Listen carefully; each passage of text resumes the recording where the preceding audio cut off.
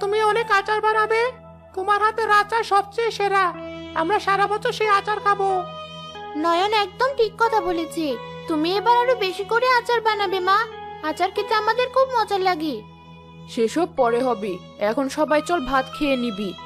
ঠিক আছে, চলো তাহলে। আরে বাহ, আমগুলো তো বেশ পেকেছে, দেখেছিস? আমার তো আর তর সইছে না।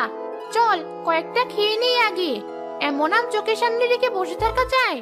না না, এখনই না, আর একটু পাকুক, তারপর খাবো একসাথে। আমি ভাবছি ওই ছেলে ছোকরাগুলো কখন এসে হামলা করে। সেটা তো আগেই ঠিক করে রেখেছি কি করব।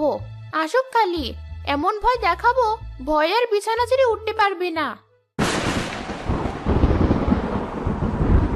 এই আপু দেখ, চারিদিকে কেমন মেঘ করে আসছে। মনে হচ্ছে খুব তাড়াতাড়ি ঝড় শুরু হয়ে যাবে। আমারও তাই মনে হচ্ছে।